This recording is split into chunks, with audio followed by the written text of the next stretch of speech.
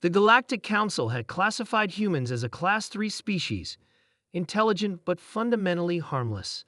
The designation amused Ambassador Krill as he watched the small human delegation board his ship. Their bodies were soft, lacking natural armor or significant physical strength compared to most spacefaring races.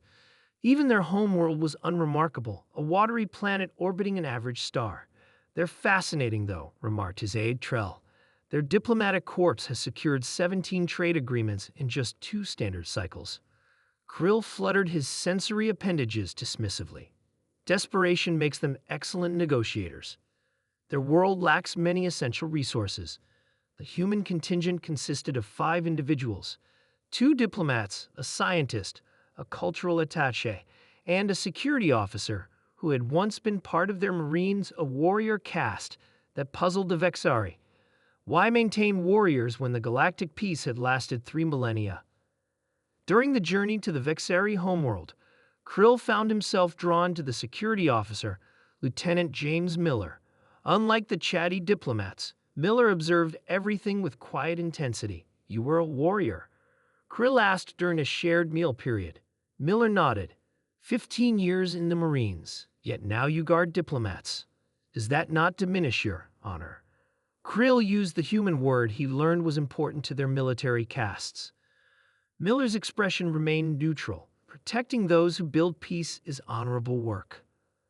The conversation might have ended there, not for the emergency signal that blared throughout the ship.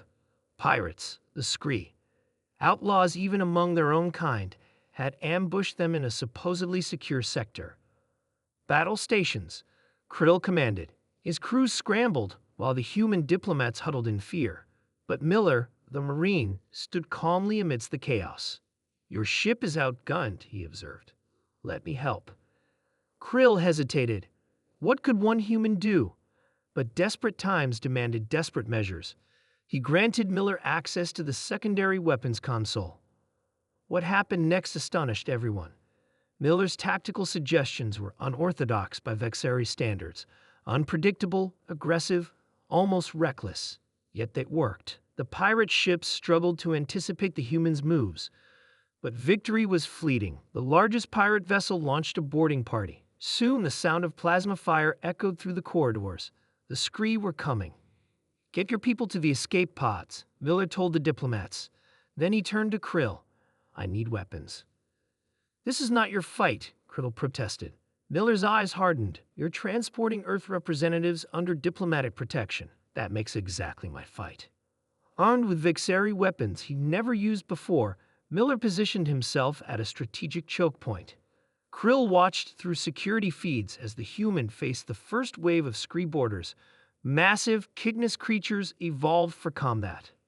What the human lacked in strength, he made up for in tactical thinking. He used the environment, created distractions, and fought with calculated precision. 3 Scree fell before the 4th wounded him with a glancing shot to his shoulder. Despite the injury, Miller continued fighting. When his weapon depleted, he used a fallen Scree's blade. The wound on his shoulder left a trail of red human blood, yet he didn't retreat. Inspired, several Vexari crew joined him. Together, they pushed the Scree back, finally securing the ship. Later, as Krill's medical officer treated Miller's wound, the ambassador couldn't contain his curiosity. "You faced creatures twice your size with minimal protection. Why risk your life for a diplomatic mission?" Miller winced as the regenerative gel sealed his wound. "Because I gave my word." "To your government?" "To myself, to the court, to every Marine who came before me." Miller met Krill's gaze. "Where I come from, honor isn't just a concept. It's a cost you pay in advance."